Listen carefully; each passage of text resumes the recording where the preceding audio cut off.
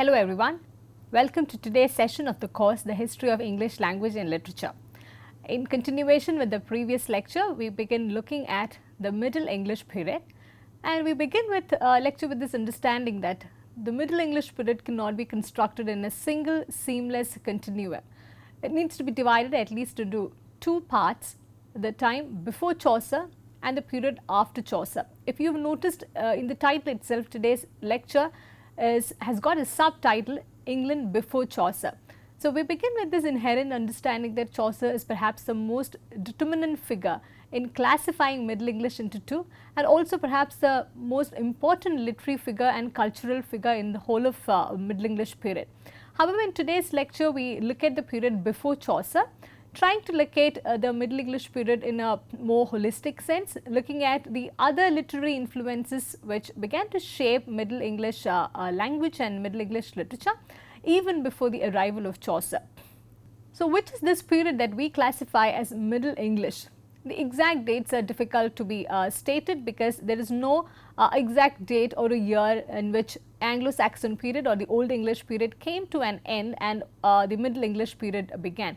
But however, for political convenience, it is easier to note down 1066 or the year of Norman conquest as the beginning of and the opening moment of Middle English period, because politically that was the time when the Anglo-Saxon dominance came to an end and the Normans took over England. And around the same time, significant changes came to be imparted into English language as well. So, in that sense, 1066 is one convenient date which can mark the inaugural moment of Middle English period. And also around 1100, it is generally considered that English began to assume an identity of its own. It began to lose its Germanic, Old English Germanic inflections, and the current form in which we know English began to emerge and evolve from the 1100s onwards. So, the language that we see during the Middle English period, it is not Old English, it is not the modern contemporary English either. It is a form of a blend of Old English and Norman English. In that sense, some historians even call the language of this period as an in-between language. But English during this time becomes more comprehensible, and the literatures and the literature of this period is easier to identify with than with that of the Old English text. And roughly, as we noted earlier, this period is from, the Middle English period is from the 12th to the 15th century. In today's session, we will be looking only at the period till the beginning of Chaucer. At this point, it is also important to be stated that some historians consider Chaucer as the real starting point of English literature.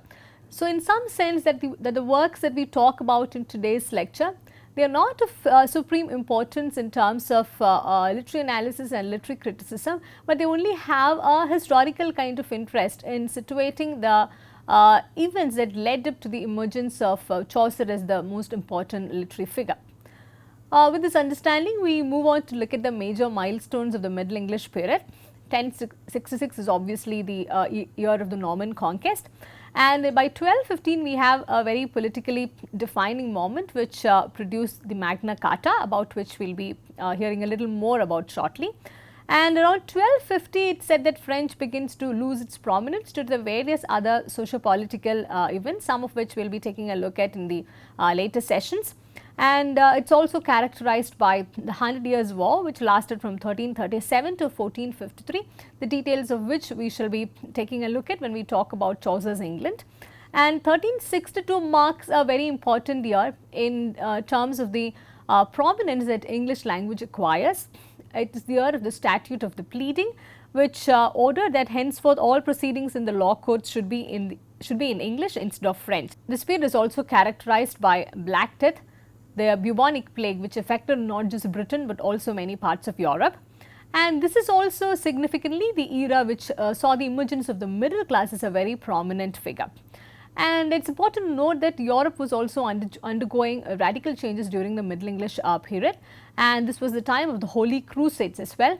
But we do find that England had participated only minimally in the Holy Crusades, but however, the literature of longing, the literature of love and about the beloved who is left behind, who is yearning for the soldier who is out at the war front, all of these themes get built into the literature of the times because of the influence of the Holy Crusades as well. It was also politically and religiously quite significant, but however, since the discussions on the Holy Crusades are beyond the scope of our course, we shall just leave it at that. And also to be highlighted is the point that around this period, England also outgrows the hostility between the native population and the invaders who were the Norman French. And in 1066, when the Norman French invaded Anglo-Saxons, there was a growing hostility for quite a long time, but by the end of the Middle English period, we find that it's no longer about foreign influences, it's no longer about fighting among themselves, but it's more about consolidating themselves as a nation and as a single linguistic unit. And let us take a quick look at what this even Magna Carta is. This is important because this was a very politically significant event that began to mark the ways in which England began to shape itself as a nation, and also even at a later point of time when England was talking about rights and the various ways in which it could negotiate between the rulers and the ruled, Magna Carta was a very determining factor. So, this was the Great Charter of the Liberties, as many of us know about, and this was signed on 15th June 1215. It was drafted by the Archbishop of Canterbury and was agreed to by King John, who was the ruler of England then. And this was in fact as a result of a growing rebellion from the barons, and this was signed to make peace between highly unpopular King John and a group of rebel barons. So, in that sense, it is one of the earliest political negotiations that had taken place. And this also had a lot of implication for the commoners because it promised the protection of the church rights. It also involved the protection of barons from illegal imprisonment, so on and so forth.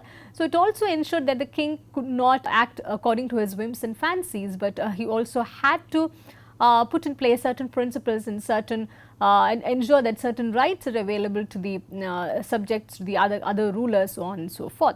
And Magna Carta is supremely important, and we choose to discuss this in this lecture because it became a part of English political life, and we begin to see that the literature of the times also reflected this kind of new freedom and the new secular ambience which was getting generated in England. And Magna Carta was incidentally renewed by each monarch one after the other. So, in that sense, it assumed supreme political and civil importance. Now, coming back to our main topic on Middle English literature.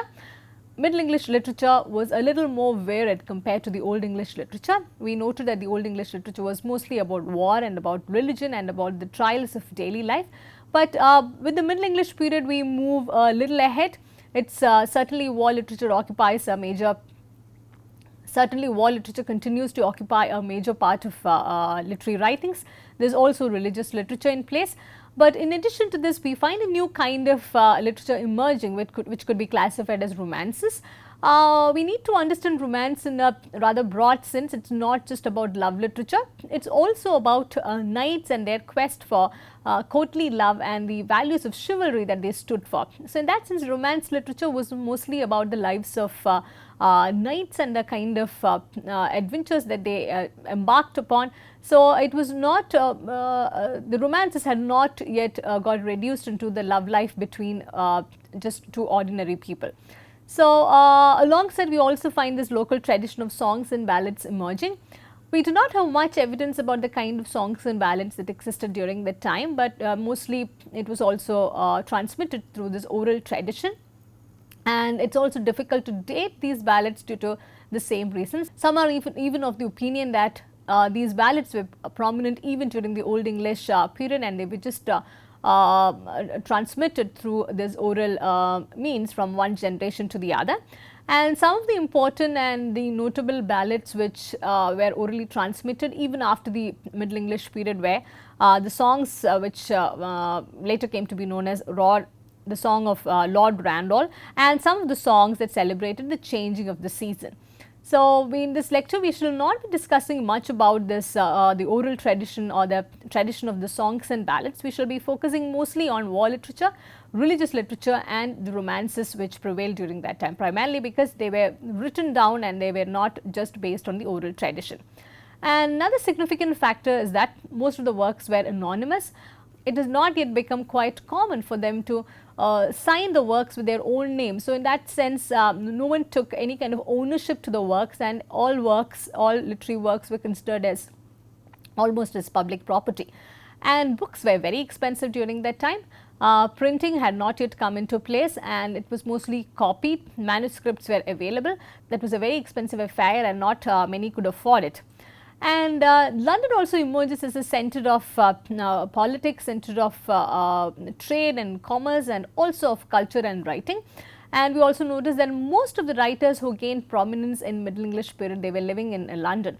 It was also because London was the Norman capital soon after the Norman conquest. So, since London was more happening than the other parts of the country, many chose to migrate to London. They continued to build a more reputable literary career over there.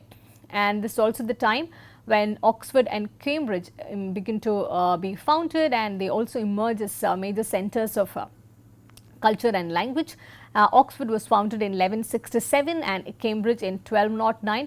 So, we begin to notice that these cultural artifacts and these institutions of repute were begin to be founded even as early as the Middle English period.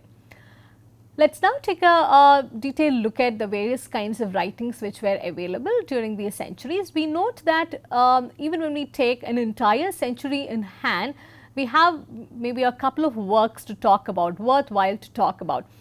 So, in that sense, 12th century we have two major works, Ormulum by Orm and another anonymous work, The Owl and the Nightingale. The work Ormulum, it was more religious in nature. It could be loosely translated as an interpretation of the Bible. It was in that sense yet another attempt to bring Bible and the works of the Bible closer to the common people. And this was also significant in a historical sense because it traced the history of the English people from the Roman conquest onwards. So, in that sense, this also threw glimpses of the local life and the transitions from one ruler to the other. So, historians continue to look at this work with a lot of interest. And this is also one of the first works, one of the earliest works to use poetic meter. And the other work, The Owl and the Nightingale, it was structured in quite an innovative way. It included arguments about various things of philosophical nature, things that concern daily life, and even about more profound things related to life in general. So, the arguments were structured in a very courtly style, and also it was more allegorical than many of the other works of that period. So, apart from these two major works, we do not have evidence for the other kinds of literature that flourished during the time apart from the oral literature of those period. And in 13th century, we also notice that the literary output begins to look a little more productive, a little more prolific compared to the previous century. And Layamon's Brut, which was arguably written in 1205, is perhaps the most important work other than the later works that came after the period of Chaucer. And this work was not purely literary in nature. This was in fact the historiography of Britain in the form of a poem, and this also draws attention to the fact that even history could be written in verse during those times, because verse was easier for people to memorize. It also gave them a way to make oral transmission easier. So, verse did not have the kind of limitations that now we talk about, because nowadays we know that predominantly any kind of historiography, for it to be written in verse, it is quite an unthinkable feat. In that sense, Layamon's Brut could be considered as a very significant work which could blend in together elements of history and elements of poetry together. And this is also the work in which we find the first appearance of King Arthur. We noted in one of the previous lectures that the legends of King Arthur is what made him more popular than the historical evidence of his own existence. So, we also find that Layamon's Brut tried to link older historical traditions with modern Englishness. So, in that sense we find that the common people, as well as in that sense we find that there is a lot we get to know about the Old English period and about the culture of those times from Layamon's Brut. And many historians talk about Layamon's Brut as the first voice in Middle English. especially in terms of language, because in this work we find that the use of English language is less conscious, it's more colloquial, and there's more use of idioms and proverbs. So in a sense, a more familiarity of the language could be found from from Layamon's Brut onwards. And another significant work of this time is Wace's Arthurian Chronicles. Here we begin to note that King Arthur of the Old English times, he assumes supreme importance during this period, because we find him getting resurrected from all the other kinds of remnants of history. And this is at the time we also find the popularization of Arthurian tales from not just from England but also from France. We find a lot of French ballads and French folk tales talking about King Arthur's legends, and many English writers also replicate that in their own writings in English.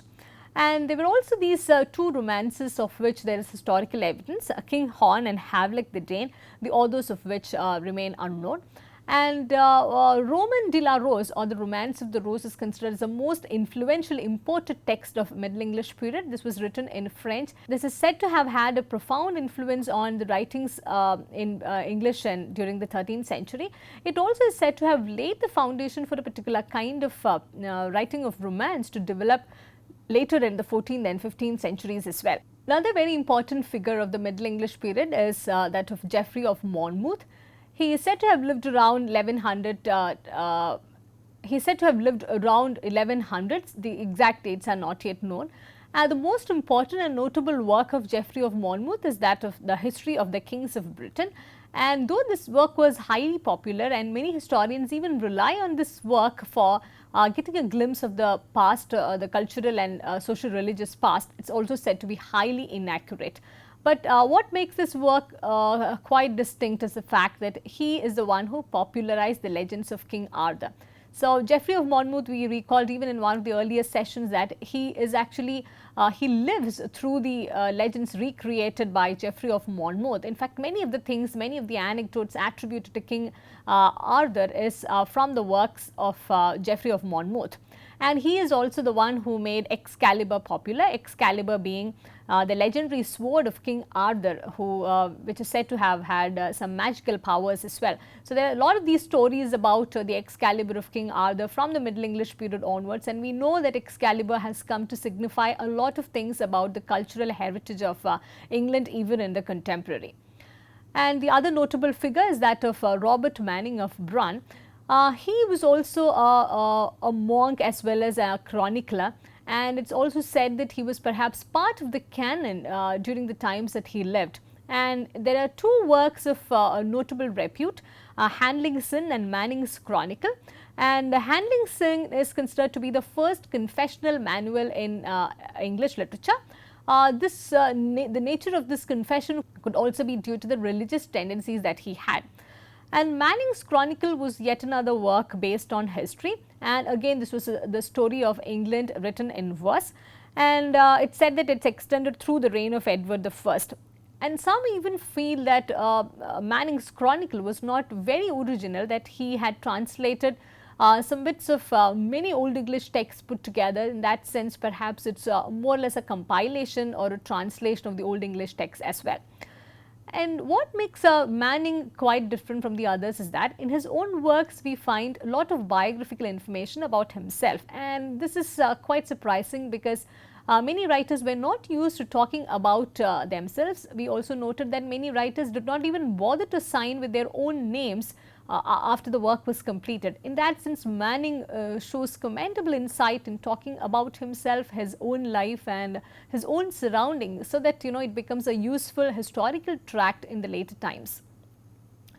The 14th century, in the 14th century we find ourselves moving closer towards the life and works of Chaucer, and this is the period which is known as the period of the alliterative revival.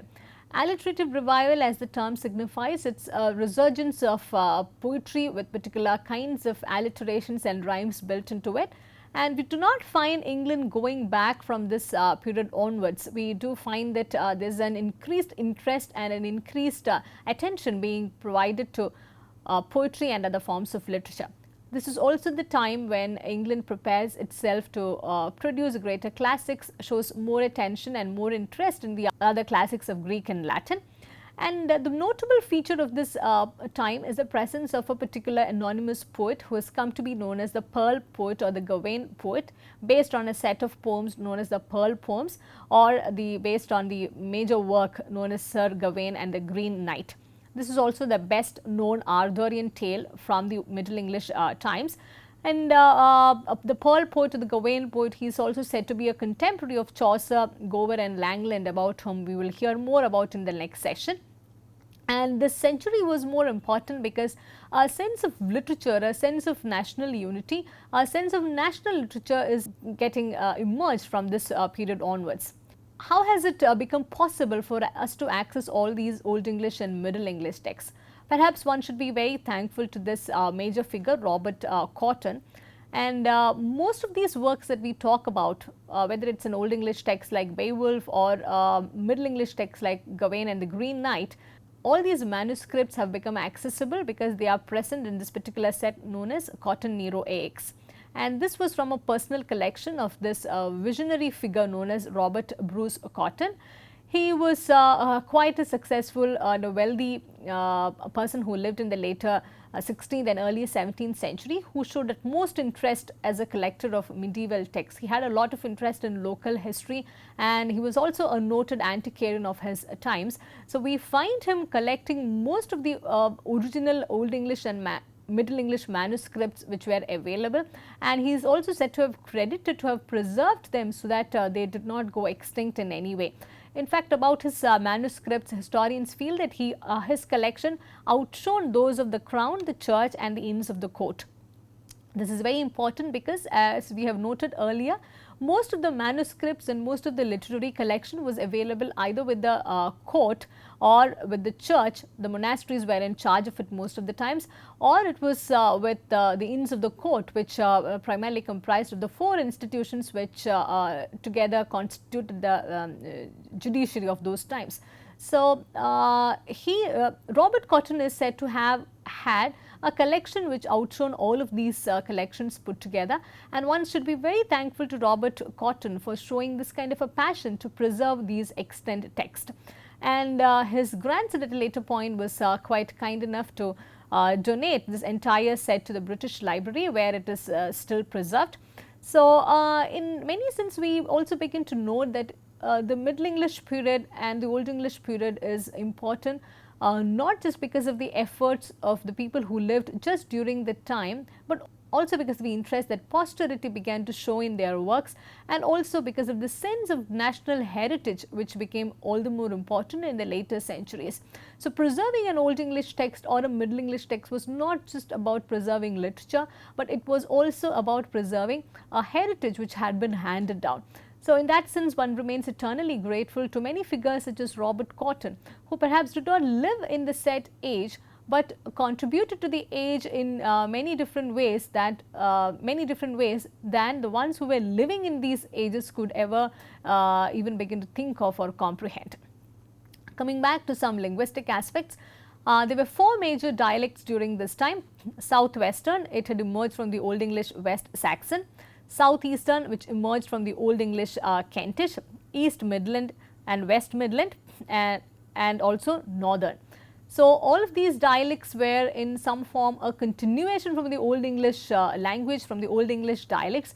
We also note that the two dialects, East Midland and West Midland, they had together emerged from the Old English Mercian, and in this context the East Midland dialect assumes more importance because this was the one who later became Chaucer's language. And since East Midland was spoken more in London and also it became the major literary vehicle of Chaucer, East Midland dialect is the one from which contemporary English is said to have emerged as well. So, there is also this fifth kind known as the Northern dialect, and we find that almost all of these dialects were quite different from one another. It is said that even if they lived just 50 miles apart and if they spoke these different dialects, they were not comprehensible to one another. So, these dialects were almost like 5 different languages.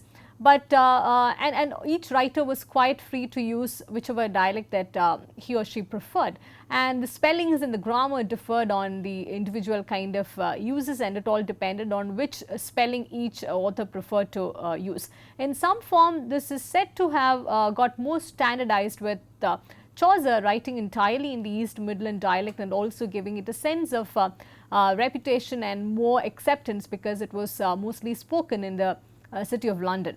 In terms of dialectical differences, England begins to assert itself as a single national linguistic identity. This diversity does not affect in any way the evolution of the language or the emergence of English into a single unit.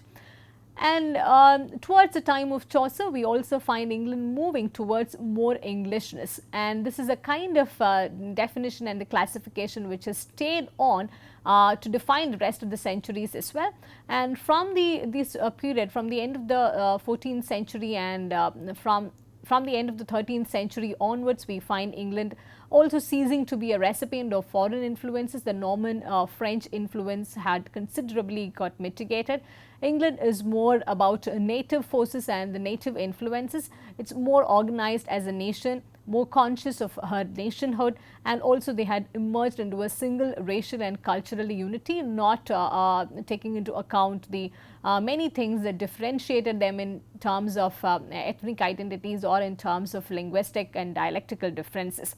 And also at this point of time, we find that though England continues to receive a lot of influences from the neighboring countries and also from all kinds of cultural and linguistic imports from other languages, England begins to form her own kind of literature, her own kind of religion, begins to practice her own economic society, and also develops their own methods of war. So that makes the nation quite distinguishable in many ways, and we find the literature of the times beginning to reflect all of these elements in them. And with the advent of Chaucer, which we will begin to notice in the next session, we also notice that these native influences are more pronounced. There is a more English kind of writing which begins to emerge, about which we can discuss more about without relating them with the other kinds of influences. And this literary output and language of the Middle English times, we find it getting more consolidated towards the end of the Middle English period and with the advent of Chaucer.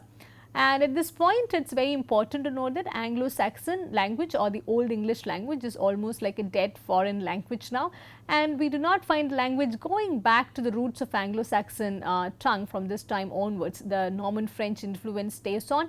There are about 10,000 words, borrowed words from French, which becomes part of English language. In many ways, England acquires a new stature by the time Chaucer comes into the scene. So, let us wind up this session by giving a brief prelude towards the next session, which is going to be about the age of Chaucer. Many historians feel that Chaucer is the real starting point of English literature, and so much so that whatever we discussed in today's lecture is completely overshadowed by the presence of Chaucer. And with the advent of Chaucer, many later historians feel that he is the first of our really national poets. Some consider him as the father of English poetry, and he is generally considered as the opening moment of English literature proper. So, with this we come to an end to this today's session, and we have noted how the Old English period and the Middle English period were quite important and significant in shaping in laying the foundations of English literature and shaping how literature would be in the forthcoming centuries. So, we look forward to seeing you in the next session with the age of Chaucer. Thank you for listening.